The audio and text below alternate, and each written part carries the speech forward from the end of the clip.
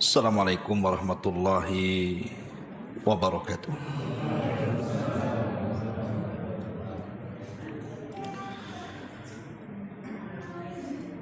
Bihamdillahi wassalatu wassalamu ala rasulillah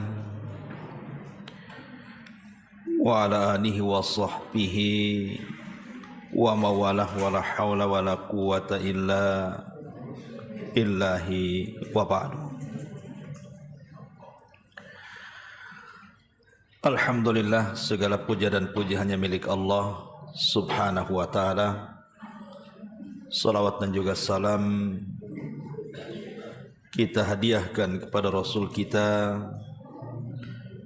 Nabi besar Muhammad sallallahu alaihi wa ala alihi wasallam. Pertama-tama kita ucapkan Alhamdulillah, karena berkat nikmat Allah subhanahu wa ta'ala kita bisa bermuajah kembali di Tanjung Uban ini. Dan pembahasan sebagaimana kita akan bahas di malam hari ini, peristiwa-peristiwa besar yang terjadi di bulan Rabiul Awal. Memang tidak ada hadis ataupun ayat Al-Quran yang menjelaskan tentang keutamaan Rabiul Awal, lain dengan bulan-bulan seperti Dzulqa'dah, Dzulhijjah, Muharram dan juga Rajab ataupun Ramadan. Jelas keutamaannya disebutkan di dalam Al-Quran dan juga sunnah Nabi sallallahu alaihi wasallam. Tapi Rabiul Awal ini tidak ada keutamaan khusus atau amalan-amalan khusus yang harus dilakukan di bulan Rabiul Awal ini. Tapi walaupun demikian, bulan Rabiul Awal ini bulan sejarah, atau boleh dikata semua sejarah Nabi dari awal sampai akhir itu diringkas di Rabiul Awal. Ada 4 peristiwa besar yang sebagiannya diperselisihkan dan sebagian disepakati. Pertama, kelahiran Nabi sallallahu alaihi wasallam. Yang kedua, diutusnya beliau menjadi Rasul. Kalau menjadi Nabi di bulan Ramadan, tapi diangkat beliau menjadi Rasul itu 6 bulan setelahnya. Dan kalau kita hitung dari Ramadan, 6 bulan setelahnya jatuhnya Rabiul Awal. Kemudian peristiwa yang ketiga, hijrahnya Nabi. Dan yang terakhir, wafatnya Nabi sallallahu alaihi wasallam. Ini semua terjadi di bulan Rabiul Awal. Lahir, diangkatnya beliau jadi Rasul, hijrahnya Rasul, dan wafatnya Rasul. Berarti kan merangkum sejarah Nabi sebenarnya, awal, tengah, dan akhir. Dan saya minta untuk malam ini, karena kita bercerita sejarah, mungkin agak lama nanti, habis Isya kita lanjut. Karena cerita sejarah ini kan tidak bisa sepotong, harus lengkap. Walaupun kita berusaha menyingkat dan tidak mengurangi yang penting-penting. Ma'asyiral muslimin yang muliakan Allah subhanahu wa ta'ala. Adapun kelahiran Nabi sallallahu alaihi wasallam, yang pertama kita cerita kelahiran dulu. Kelahiran Nabi sallallahu alaihi wasallam. Ulama berselisih pendapat tentang kelahiran Nabi sallallahu alaihi wasallam dari segi bulan. Ada yang mengatakan bahwa Nabi itu lahir di bulan Ramadan. dan itu pendapatnya Imam Ibnu Hazm Al-Zahiri. Tapi pendapat ini lemah karena tidak berdasarkan dalil, hanya akal saja. Ada yang mengatakan di bulan Rajab, tetapi pendapat jumhur mayoritas ulama mengatakan bahwa Rasul lahir di bulan Rabiul Awal, bulan kita sekarang ini. Berarti bulannya diperselisihkan. Adapun tanggal juga diperselisihkan para ulama, tanggalnya berapa? Ada yang mengatakan tanggal 2 Rabiul Awal, ada yang mengatakan tanggal 8 Rabiul Awal, ada yang mengatakan tanggal 12 Rabiul Awal, ada yang mengatakan tanggal 18 Rabiul Awal, bahkan ada yang mengatakan tanggal 27. Dari sini kita tahu bahwa tanggal dan bulan diperselisihkan. Adapun yang disepakati pertama hari sepakat ulama. Nabi SAW lahir hari Senin. Kenapa? Karena Rasul pernah ditanya soal puasa hari Senin. Apa kata Nabi SAW? Dzakalladzi wulidtu fih, itulah hari yang aku dilahirkan di dalamnya. Berarti sepakat Rasul lahir hari Senin. Kemudian tahun, sepakat ulama mengatakan bahwa Nabi SAW lahir tahun gajah. Kenapa disebut tahun gajah? Karena di zaman itu Islam belum ada penanggalan, sehingga penanggalan itu selalu dinisbatkan kepada peristiwa besar yang terjadi sebelum kelahiran. Jadi kalau ada tsunami, kemudian 5 hari setelah tsunami lahir bayi, maka nanti tahunnya tahun tsunami. Kalau ada gempa besar, kemudian 10 hari lahir bayi, nanti tahunnya tahun gempa. Begitulah orang dulu. Kalau membuat tahun itu disesuaikan dengan peristiwa besar. Lah kebetulan Nabi SAW ketika lahir itu terjadi perang gajah. Dan 50 hari setelah perang gajah itu lahir Nabi. 50 hari itu sekitar 1,5 bulan kurang lebih. Lahir Nabi SAW, makanya kemudian tahunnya disebut tahun gajah. Adapun penanggalan Hijriyah ini muncul di zaman Khalifah Umar. Gara-gara salah paham surat menyurat antara Amirul Mukminin dengan Abu Musa al-Ash'ari radhiyallahu anhu. Akhirnya kemudian disepakati dibuatlah penanggalan pertama Hijriyah, sehingga menggunakan 1 Hijriyah, 2 Hijriyah dan begitu seterusnya. Itu terjadi di zaman Umar, Khalifah kedua. Di zaman Nabi Abu Bakar belum ada penanggalan. Makanya masih merujuk kepada peristiwa soal tahun itu. Tetapi kalau kita rangkap semuanya mengikut kepada pendapat mayoritas ulama, berarti Nabi SAW lahir hari Senin di tanggal 12 di bulan Rabiul Awal dan di tahun gajah. Itu yang masyhur. Yang masyhur soal kelahiran Nabi SAW.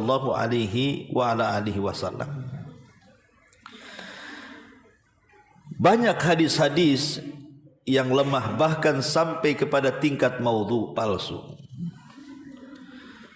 Ketika bicara soal keanehan-keanehan yang terjadi saat Nabi SAW lahir.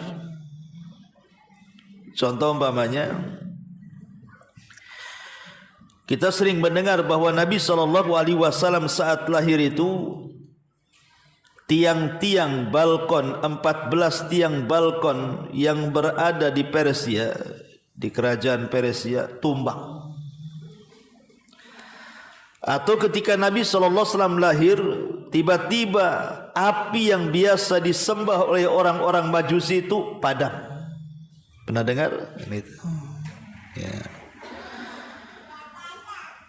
Ataupun ketika Nabi SAW lahir, tiba-tiba posisinya sujud dan tangannya seolah-olah mentauhidkan Allah seperti ini. Syekh Albani rahimahullahu ta'ala mengatakan semua riwayat-riwayat tentang keanehan atau irhasat saat kelahiran Nabi itu kebanyakannya lemah. Tetapi tidak semua lemah. Ada 3 peristiwa yang memang disahihkan oleh para ulama. Yang pertama, hadisatul fil, peristiwa perang gajah. Ini jelas sahih karena Al-Quran yang mengatakan, alam tara kaifa fa'ala rabbuka bi ashabil fil alam yaj'al kaidahum fi tadlil wa arsala alaihim tayran ababil tarmihim bihijaratin min sijil faja'alahum ka'asfi ma'kul. Suratul Fil ini meringkas peristiwa perang gajah. Lah perang gajah sendiri sebenarnya dahulu di Yaman itu ada satu kerajaan namanya Nejron. Nejron itu rajanya namanya Dzu-Nuwas. Nejron ini mayoritas Nasrani, sementara Dzu-Nuwas ini orang Yahudi. Jadi rajanya Yahudi, tapi mayoritas rakyatnya Nasrani. Sehingga raja ini berusaha menindas rakyatnya orang-orang Nasrani, suruh masuk Yahudi. Dan raja ini sama dengan Namrud dan Fir'aun mengaku Tuhan, karena punya tukang sihir yang membuat keanehan-keanehan supaya orang-orang yakin dia Tuhan. Akhirnya terjadilah sebuah peristiwa pembakaran kepada orang-orang yang beriman. Kata Imam Ibnu Katsir sebanyak 20.000 dibakar hidup-hidup oleh Dzu-Nuwas ini, yang kemudian kisahnya disingkat dalam Al-Quran suratul Buruj yang disebut dengan Ashabul Ukhdud namanya. Kisah Ashabul Ukhdud ma'ruf.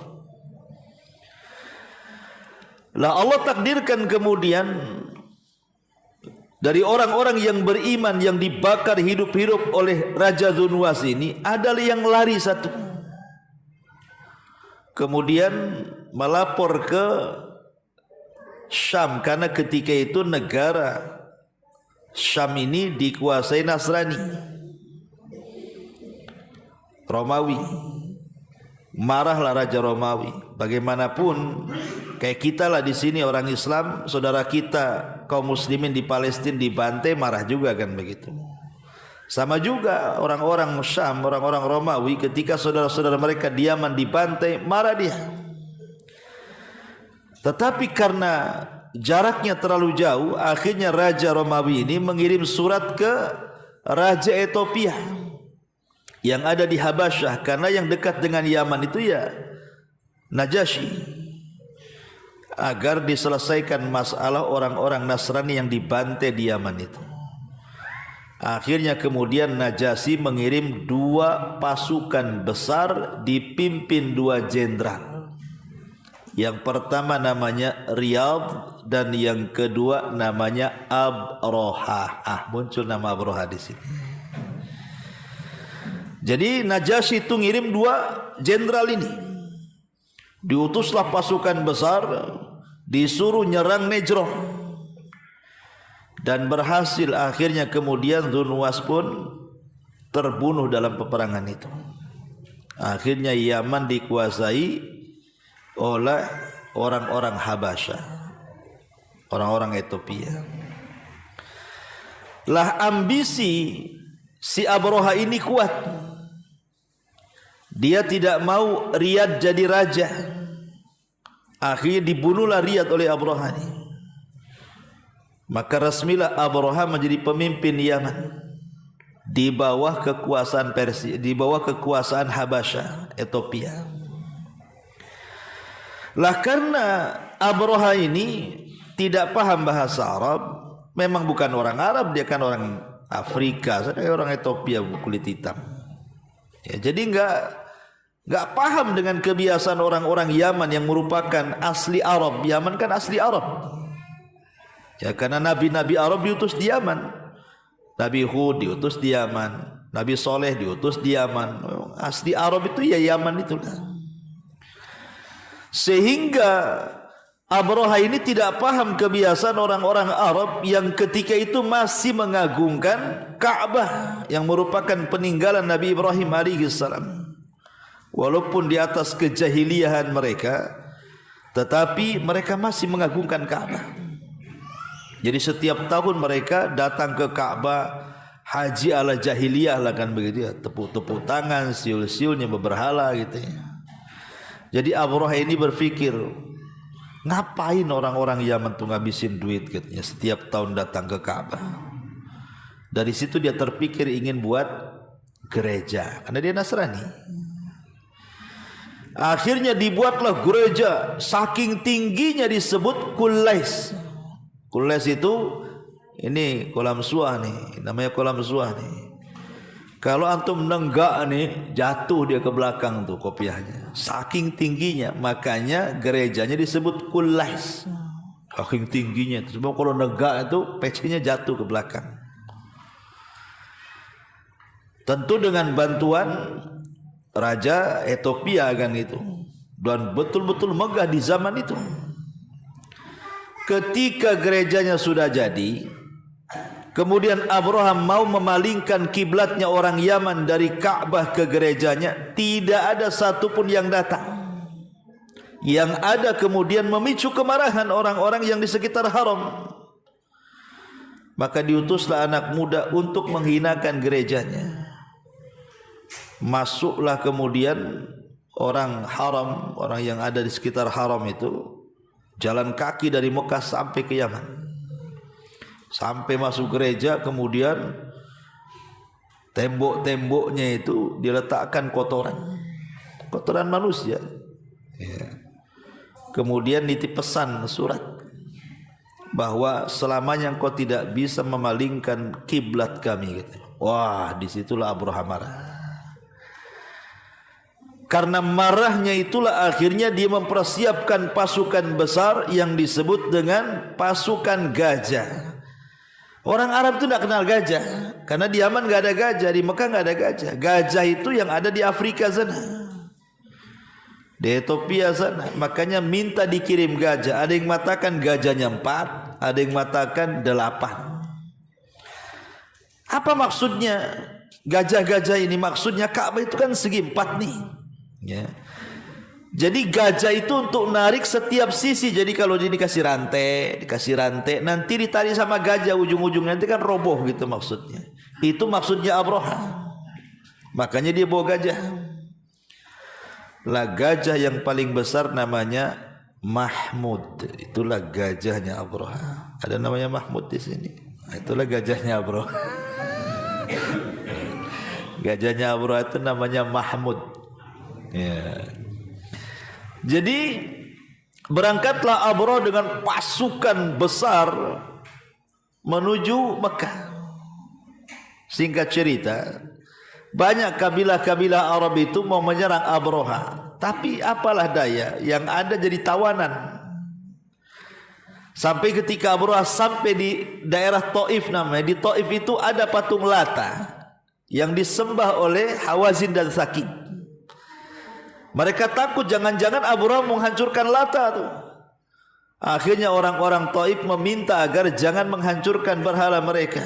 Sebagai imbalannya mereka tunduk kepada Abraham dan memberi khirit, petunjuk jalan biar cepat jalannya ke Mekah. Kan di zaman itu nggak ada kompas, harus ada petunjuk jalan.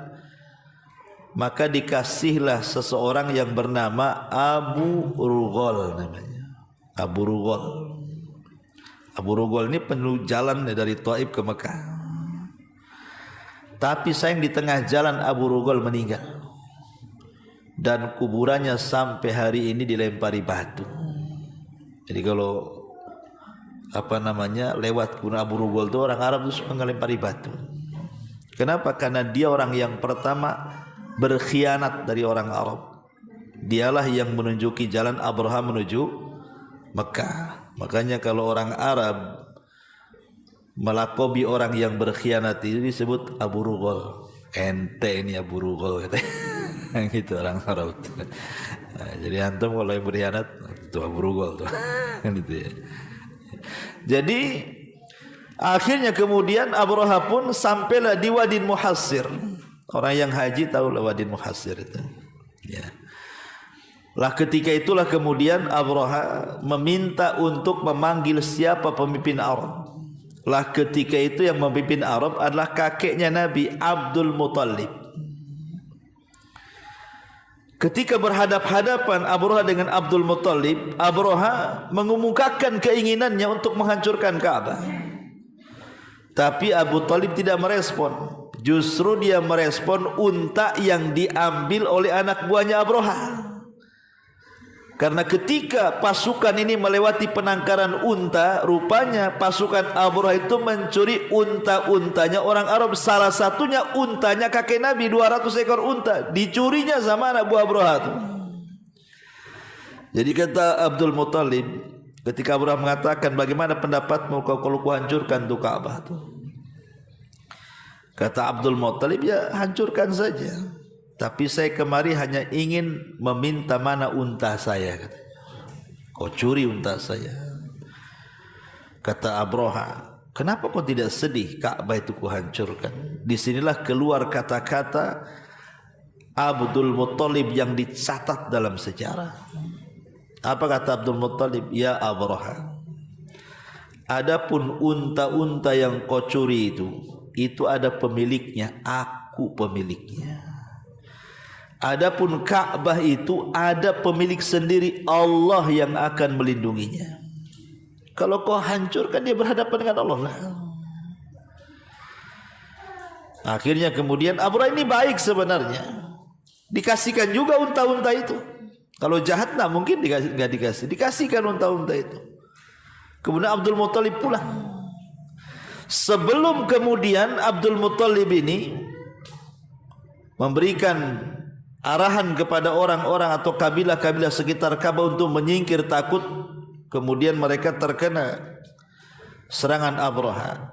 Dia sempat masuk ke dalam Ka'bah dan berdoa dengan penuh keikhlasan. Itulah orang-orang Arab itu, di atas kemusyrikan mereka, kalau lagi genting itu doanya sama Allah. Tapi kalau lagi senang doanya sama Lata, Uzza, Manat, Hubal. Itulah orang-orang musyrik itu di zaman itu. Tapi lebih parah lagi musyrikin di zaman sekarang. Susah senang syirik aja. Susah datang ke dukun, senang dukunnya makin banyak. Kan itu. Kalau orang dulu itu kalau buat syirik lagi sulit susah aja baru dia syirik. Kalau lagi senang susah itu mereka menyembah Allah, tapi kalau lagi senang baru mereka melakukan kesyirikan. Itu yang dilakukan Abdul Muttalib.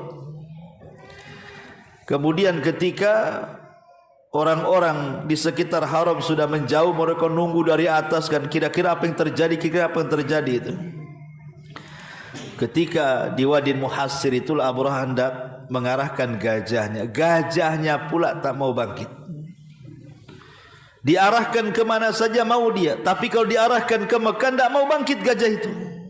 Mau dipecut bagaimanapun tidak mau bangkit. Akhirnya sudah putus asa Abraha ini. Dia mau berjalan dengan kaki dan kuda-kudanya. Tiba-tiba langit gelap. Rupanya langit itu sudah dipenuhi dengan burung-burung laut yang disebut dengan ababil. Lah terjadilah di sini penyerangan burung ababil sehingga tidak ada satupun yang selamat termasuk Abraha mati. Setelah peristiwa ini 50 hari setelahnya lahirlah Nabi kita Muhammad sallallahu alaihi wasallam. Inilah peristiwa yang pertama, irhasatnya namanya. Peristiwa yang kedua, munculnya bintang Ahmad. Bintang ini tidak diketahui kecuali orang Yahudi. Yang tahu hanya orang Yahudi saja. Kenapa orang-orang Yahudi itu banyak di kota Madinah? Di zaman itu disebut Yathrib. Karena ketika terjadi peperangan dahsyat di Syam, maka kemudian mereka mengalami kekalahan. Akhirnya mereka pun kemudian kemana-mana minta suaka. Lah salah satunya datang ke kota Madinah atau Yathrib. Bukan tidak ada alasan. Ada alasannya karena menurut padri dan pendeta mereka, disitulah kelak akan muncul Nabi akhir zaman yang akan membawa kemenangan bagi mereka. Makanya kemudian banyak orang Yahudi itu yang kemudian hijrah dari Syam ke Yathrib, ke Madinah. Ada sekitar 10 kabilah Yahudi, tetapi yang paling besar hanya 3. Pertama Bani Kunaiko, yang kedua Bani Nadir, dan yang ketiga Bani Quraidah. Itu yang paling besar. Ada juga Yahudi Khaybar yang mencar di mana-mana. Dengan alasan apa? Menunggu kelahiran Nabi. Dan mereka sudah lama beratus-ratus tahun, artinya sudah bergenerasi di situ. Tetapi sebelum orang tua mereka meninggal, mereka menceritakan kepada anaknya. Nanti anak ini sudah besar meninggal, diceritakan lagi ke anaknya lagi. Jadi turun temurun tuh. Sehingga mereka mengenali Nabi yang akan lahir itu lebih dibandingkan mengenali anak-anak mereka sendiri. Ya'rifunahu kama ya'rifuna abnahum. Mereka mengenal Nabi yang akan muncul itu melebihi anak-anak mereka sendiri. Tiba-tiba satu malam, para padri, para pendeta Yahudi ini dikagetkan dengan munculnya bintang Ahmad. Dan itu tidak ada yang tahu kecuali orang Yahudi saja. Karena mereka membaca kitab masalahnya, kitab Taurat kan itu ya. Kalau muncul bintang itu berarti disitulah Nabi itu lahir. Jadi saat muncul bintang itu, para pembesar Yahudi ini mengumpulkan semua orang Yahudi di kota Yathrib. Kira-kira ada ndak wanita Yahudi yang melahirkan malam itu? Maka semua kabilah-kabilah Yahudi heboh gara-gara munculnya bintang Ahmad itu. Allah takdirkan tidak ada satupun wanita Yahudi yang melahirkan malam itu. Mulai cemas-cemas harap nih pendeta ini. Kenapa bintang sudah muncul kok nggak ada yang lahir dari kami katanya. Akhirnya mereka coba mencari informasi, mengutus orang ke Mekah. Ada enggak orang-orang Yahudi yang tinggal di sana yang istrinya melahirkan? Tidak ada juga. Tiba-tiba mereka dikejutkan bahwa malam itu ada yang lahir, tapi bukan orang Bani Israel, bukan orang Yahudi, tapi orang Arab. Siapa? Aminah, ibunda Nabi SAW, melahirkan Nabi kita Muhammad saat bintang itu muncul. Dari situlah para padri, para pendeta Yahudi menangis dan mengatakan, "Zahabat nubuwatu Bani Israel." Telah hilang kenabian Bani Israel dan telah diambil oleh Bani Ismail. Karena Rasul keturunan Ismail. Ya. Kenapa orang Yahudi kecewa coba? Karena selama mereka menetap di Yathrib atau belakangan disebut Madinah itu, mereka musuhan dengan orang Arab. Perang itu dia biasa dengan orang Arab. Jadi seolah-olah kenapa nabinya kok dari musuhnya gitu maksudnya. Kenapa jadi dari Arab nabinya? Kami yang sudah ratusan tahun ini menunggu-nunggu kelahiran, disangkanya nabi itu masih dari turunan Bani Israel, rupanya dari Bani Ismail. Sejak itulah tokoh-tokoh Yahudi, mereka walaupun tahu itu kebenaran, tidak pernah beriman kepada Nabi. Orang Yahudi itu degil mereka. Jadi selama Rasul hidup di kota Madinah berdakwah itu tidak kurang dari 10 orang, bahkan kurang dari 10 orang, bisa dihitung dengan jari yang masuk Islam itu sampai wafatnya Nabi. Walaupun tokoh mereka masuk Islam, Abdullah ibn Salam, tetap saja orang-orang Yahudi pun tidak masuk Islam, padahal tokohnya masuk Islam itu Abdullah bin Salam itu. Padahal mereka tahu kebenaran. Yang herannya adalah orang-orang musyrik Arab yang ada di kota Madinah, di kota Yathrib, yang hidup berdampingan dengan orang-orang Yahudi, justru mereka yang beriman kepada Rasul. Padahal orang musyrik itu tidak punya maklumat kenabian kan. Mereka tidak punya kitab, lain kalau Yahudi punya kitab. Tapi kenapa kemudian orang-orang musyrik Khazraj dan Aus yang ada di Madinah, mereka pula beriman kepada Rasul dan belakangan disebut Ansor? Nah, itulah nggak habis pikir. Harusnya yang pertama beriman kan orang Yahudi kan gitu ya. Karena mereka ratusan tahun menunggu Nabi itu muncul, sudah muncul tanpa beriman. Tapi orang-orang musyrik yang tidak ada maklumat, mereka hanya dengar orang Yahudi ngomong, kalau mereka kalah perang, awas nanti Nabi kami muncul, habis kalian. Jadi orang-orang musyrik ini, mereka dapat maklumat kenabian itu dari sesumbar orang-orang Yahudi. Makanya ketika ada 12 tokoh-tokoh Khazraj yang haji sebelum hijrah, Nabi SAW berjumpa dengan Nabi di Mekah. Kemudian mereka mendengar bahwa ada orang yang ngaku Nabi di Mekah. Jadi orang-orang Ansor ini, yang belakangan jadi Ansor dari kalangan Khazraj ini, mengatakan, jangan-jangan ini orang yang disebut-sebut Yahudi itu kan. Kalau begitu kita beriman dulu sebelum orang Yahudi beriman. Maka dari situlah permulaan Ansor, 12 orang itu. Ya.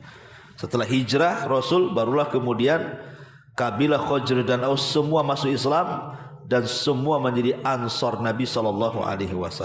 Ini yang kedua, munculnya bintang Ahmad. Ya. Kemudian yang ketiga, saat Aminah ibunda Nabi melahirkan, muncul cahaya. Yang cahaya ini kemudian menerangi istana-istana yang ada di Syam. Ya, ingat, di zaman itu negara yang paling kuat hanya 2, Persia dan Romawi. Itu negara didaya. Lah cahaya itu menyinari 2 negara ini. Ya.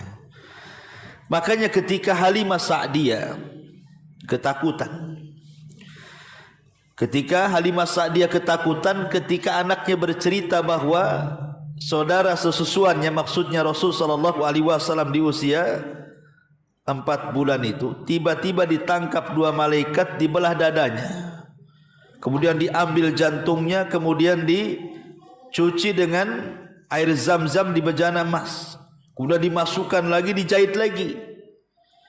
Jadi saudara sesuannya itu, anak Halimah, nampak gitu, diceritakan sama ibunya, takut akhirnya. Makanya Rasul akhirnya dikembalikan lagi ke ibunya di usia 6 tahun karena ada peristiwa ini. Tapi kemudian justru ketika diceritakan Halimah, Aminah malah tersenyum dan mengatakan, kamu jangan khawatir, anakku ini memang ada keanehan, sebab ketika aku lahir muncul cahaya, katanya, yang menerangi istana-istana yang ada di Syam sana, katanya. Lah ini sahih riwayatnya, ya, yang 3 peristiwa ini. Tetapi yang lain itu masih diperselisihkan, diteliti. Ada yang lemah, ada yang sampai tingkat maudhu riwayatnya. Ini keanehan-keanehan atau disebut dengan irhasat sebelum dan ketika lahirnya Nabi SAW. Ma'asyiral muslimin yang dimuliakan Allah Subhanahu wa taala, kita tahu bahwa Nabi SAW lahir tahun 570 Masehi, karena belum ada Hijriah kan. Lahir pada tahun 571 Masehi.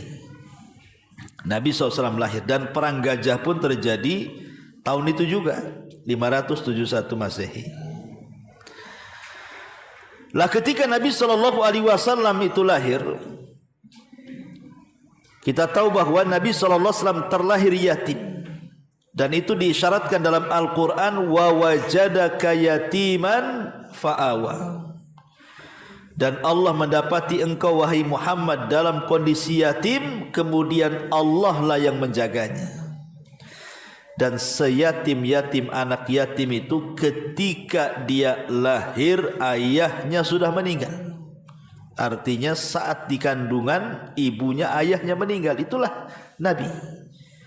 Nabi itu usia kandungannya 6 bulan. Aminah itu. Kemudian Abdullah meninggal. Lah Abdullah meninggal itu masih muda. Ketika dia kemudian berniaga ke Syam, kemudian mampir di Madinah, Allah takdirkan karena Madinah di zaman itu kan banyak wabah, ya. Lah karena banyak wabah itulah kemudian Abdullah terkena wabah Yathrib. Sebab wabah itulah kemudian Abdullah meninggal. Bukan semacam corona lah di zaman sekarang kan. Zaman itu apa namanya? Pokoknya wabah lah kan itu. Itulah penyebab kematian Abdullah. Kemudian dikubur di kota Madinah. Jadi kebiasaan orang Arab itu ikhwan, kalau bayi lahir mereka tidak disusui oleh ibunya. Terutama orang-orang kota. Mereka tidak mau menyusui anak yang dilahirkannya. Tapi mereka akan kirim ke desa-desa. Bukan tidak ada alasan. Alasannya pertama karena desa itu masih asri, masih sehat, kondisinya juga masih bersih. Yang kedua bahasanya belum dicampur-campur. Bahasa Arabnya itu masih fasih. Lain dengan orang kota ini, kadang-kadang kayak kita lah di bahasa Indonesia kan itu. Kalau orang kota ini kadang-kadang kan banyak bahasa-bahasa gaul tuh. Orang desa mana paham bahasa gaul? Ya, orang desa nggak kenal lu gua kan itu. Itu kan bawaan dari kota aja ke desa. Niru-niru lah orang desa. Ya. Lah orang desa ini kalau bahasa Arab masih fasih, makanya dan orang Arab itu berbangga dengan bahasa. Mereka senang dengan syair-syair, makanya anak mereka jangan sampai terkontaminasi bahasanya. Makanya diletakkan di desa. Kemudian yang ketiga, latihan fisik. Di desa itu fisiknya kuat. Dan banyak faktor lah, makanya itu adat mereka. Adat mereka itu menyusukan anak itu justru dicarikan ibu susuan. Lah ketika itulah kemudian datang rombongan, ketika musim lahir itu datang rombongan dari Bani Sa'idah. Sekitar 40 wanita mencari anak susuan ke kota. Ketika mencari anak susuan ke kota, semua wanita dari Bani Sa'idah itu mendapatkan bayi yang mereka kehendaki untuk disusui. Kecuali satu wanita namanya Halimah Sa'diyah. Itu wanita yang paling fakir di kabilahnya. Datang telat, ketika sampai di Mekah bayi pula sudah habis. Rupanya masih ada satu bayi, itulah Nabi SAW. Kenapa tidak diambil sama 40 wanita sebelumnya itu? Karena mereka menganggap ini bayi orang miskin. Kalau saya susui, apalah imbalan saya? Gak ada yang mau ngambil. Lah sebenarnya Halimah Sa'diyah pun disebutkan dalam sirah itu tidak hendak mengambil bayi itu, cuman dorongan suaminya Abu Kabsyi, dan mengatakan kepada Halimah, sudah ambil saja, daripada kita pulang kosong, ambil saja, la'allahu khair, jangan-jangan ada berkah dan kebaikan dari bayi ini. Akhirnya kemudian diambil tuh bayi itu. Rupanya betul kata Abu Kabsyi, ini suami daripada Halimah Sa'diyah, malam itu kambing yang mereka bawa yang tadinya tidak ada susunya penuh dengan susu. Ketika diperah itu mereka bisa minum dengan kenyang. Itu keajaiban luar biasa. Setelah itu unta yang mereka tunggangi dari Bani Sa'idah ke Mekah itu tiba-tiba sehat, bisa lari kencang. Bahkan wanita-wanita yang pulang duluan bisa dikejar sama dia. Dan dia sampai pula duluan ke Bani Sa'idah. Dan ketika itu Bani Sa'idah terjadi pecaklik hebat, sehingga Banyak kambing-kambing kelaparan sehingga kurus. Ketika Nabi SAW sampai saja di Bani Sa'idah, hujan deras akhirnya membawa keberkahan kepada Bani Sa'idah. Itulah kehadiran Nabi SAW. Tapi di pangkuan Halimah Rasul tidak lama, hanya 6 tahun saja. Sebab setelah peristiwa pembelahan dada itu Halimah tidak mau. Akhirnya mau mengembalikan kepada ibundanya Aminah. Lah setelah kemudian di pangkuan Aminah di usia 6 tahun, Aminah ini ingin memperkenalkan ayahnya yang ketika lahir ayahnya sudah meninggal. Jadi dia ingin mengenalkan, loh kuburannya ada di sana. Ketika itu Rasul sedang usia berapa? 6 tahun. 6 tahun mereka diajak safar. Diajak safar dari Mekah ke Madinah pakai unta. Ya, memang orang Arab itu fisiknya kuat-kuat, kecil-kecil tuh. Dan tidak dimanja sampai hari ini. Orang Arab itu nggak pernah manja anaknya. Saya pernah lihat orang Arab itu anaknya kecil usia 4-5 tahun itu minta apa, guling-guling di tanah, dibiarkan sama orang tuanya. Nangislah sepuasnya kok di situ bahasanya. Kalau kita nangis sedikit, apa nak, setelah jadi manja, nah tuh biarkan saja kan itu. Makanya cepat dewasa orang sana. Makanya kecil-kecil minta kawin karena cepat dewasa. Taib ma'asyiral muslimin yang dimuliakan Allah Azza wa Jalla. Kemudian berangkatlah Rasul dengan ibundanya Aminah dan dengan Ummu Aiman pembantunya. Allah takdirkan sampai di Madinah setelah ziarah kuburan, kemudian menetap beberapa hari, 3-4 hari, kemudian pulang ke Mekah. Sampai di Abwa, rupanya ibundanya sakit. Disitulah kemudian meninggal Aminah dan Rasul menyaksikannya di usia 6 tahun tuh. Akhirnya dikuburkan di Abwa. Kemudian Ummu Aiman membawa Nabi kecil menuju Mekah dan diserahkan kepada kakeknya Abdul Muthalib. Lah Abdul Muthalib ini sayang dengan Rasul, tapi sayang cuma 2 tahun saja. Karena antum tahulah kakek ke cucu kan. Gimana sayangnya seorang kakek ke cucu tuh beda daripada sayangnya ayah ke anak. Kalau udah kakek sama cucu tuh luar biasa. Sesat-sesat cucu itu dibuat sama kakek itu. Saking sayangnya kan. Apapun dituruti kalau sudah. Nanti antum merasakan udah jadi kakek kan, antum belum kakek. Nanti antum jadi kakek nanti. Ya. Gimana sama cucu itu sayang luar biasa. Lah Abdul Muthalib itu sangat sayang melebihi anak-anaknya. Sampai Rasul itu kalau duduk di tempat singgasana dia, dipermadaninya dia, padahal dia seorang raja, itu sama paman-pamannya diusir-usir, jangan duduk di situ, itu duduk tempat raja. Kata Abdul Muthalib, biarkan, fa innalahu sya'nun fil mustaqbal, karena anak ini punya perkara besar nanti di masa depan. Jadi sudah punya firasat Abdul Muthalib itu. Tapi sayang cuma 2 tahun kemudian meninggal. Sebelum meninggal dia berpesan kepada Abu Talib. Kenapa pesannya kepada Abu Talib? Karena antara Abu Talib dengan ayahanda Rasul Abdullah itu satu kandung, satu ibu satu bapak. Karena Abdul Muthalib itu banyak istrinya. Kan Nabi SAW punya paman banyak. Ya, ada yang satu ibu, satu ayah, ada yang beda ibu. Lah yang satu ibu satu ayah itu Abu Talib dan Abdullah, ayahanda Nabi SAW. Makanya Abdul Muthalib tidak menyerahkan Rasul kepada yang lainnya, tetapi kepada Abu Talib yang merupakan sekandung bapaknya. Padahal kondisinya Abu Talib itu sangat miskin ketika itu.